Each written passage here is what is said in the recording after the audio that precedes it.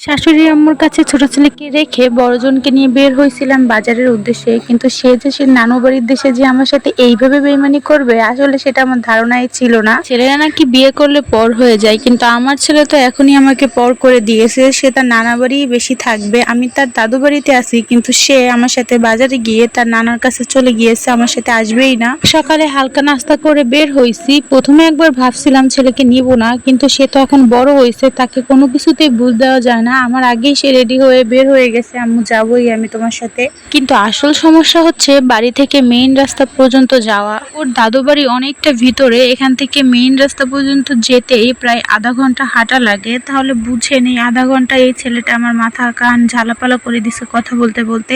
এত কষ্ট করে আসার পর কিছুক্ষণ গাড়ির জন্য ওয়েট করে তারপরে চলে আসছে বাজারে। আর এসেই তো আগে ব্যাংকে গেছি, কারণ ব্যাংকের কাজ করতে টুকিটাকি অনেকটাই সময় লাগবে।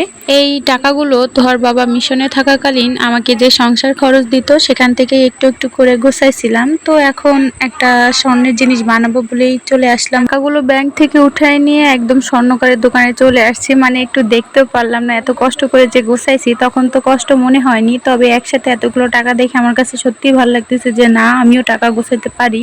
এখানে কাজ সেরে তোহার জন্য একটা টেবিল কিনছি, তো ভাবলাম একবারে এটা বাবার বাড়িতেই রেখে যাই, কিছুদিন পর তো আবার আসবো এখানে। বাবার বাড়ি আসছিলাম খালি হাতে, কিন্তু যাওয়ার সময় আবার এক ব্যাগ নিয়ে যাচ্ছি সাথে করে, কিন্তু ছেলেকে আর সাথে নিতে পারলাম না। সে যে তার নানাকে এত বেশি ভালোবাসে, তাকে তার নানার থেকে একদমই দূরে রাখা যায় না। এজন্য তোহাকেও নানার কাছে রেখেই আমি চলে আসলাম বাড়িতে। আবার বাড়ি ফিরতে ফিরতে অনেকটাই লেট হয়ে গেছে। এর মধ্যে তো আম্মু রান্না বান্না সব শেষ, তো একবারে সব কাজকর্ম শেষ করে আগে খাওয়া দাওয়া করে নিচ্ছে। অনেক ক্ষুধা লাগছিল।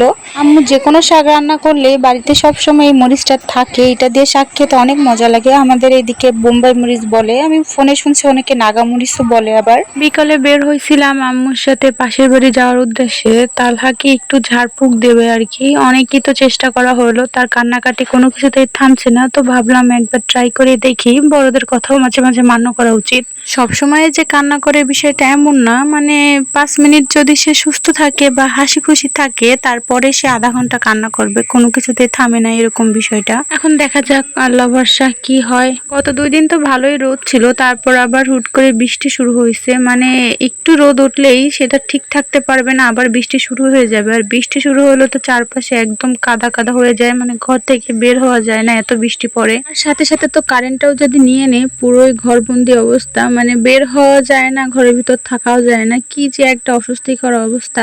এই ছিল আমাদের আজকের টুকিটাকি ভিডিও। আজকে না, মূলত কালকের একদিনের ভিডিও করে আসলে ওইভাবে শেয়ার করা হয় না। আর বেশিরভাগ সময় ছেলেকে নিয়ে অনেক ব্যস্ততায় কাটে, 2-4 দিন পরেই ভিডিওগুলো শেয়ার করা হয়। তো ভালো থাকবেন।